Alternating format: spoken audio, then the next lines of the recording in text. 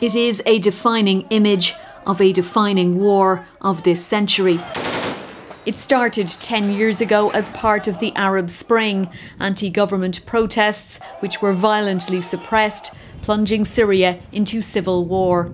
It is impossible to fully fathom the extent of the devastation in Syria, but its people have endured some of the greatest crimes the world has witnessed this century.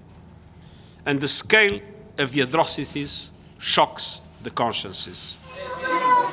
Among those atrocities were the use of chemical weapons and the rise of Islamic State. Hundreds of thousands of Syrians have been killed, millions more driven from their homes in a refugee crisis which has had a global impact.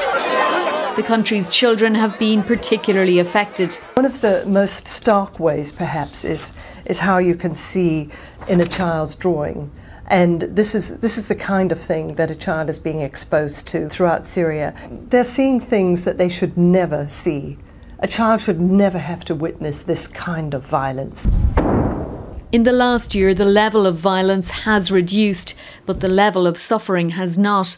The collapse of the Syrian pound, international sanctions and a major financial crisis in nearby Lebanon have pushed a record number of Syrians into poverty and starvation.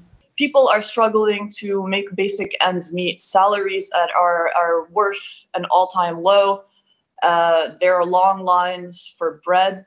There are long lines just to get gas to fill up cars and trucks. It is the daily reality for Abu Mohammed, who has seen the price of goods on his grocery stall rise by 250% in the last year. Some people now only buy a part of a vegetable, he says, because they simply cannot afford to buy the entire piece.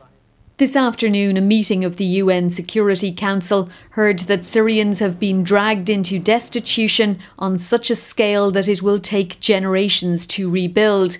But 10 years on, most Syrians are focused simply on surviving rather than rebuilding. Fiona Mitchell, RTE News.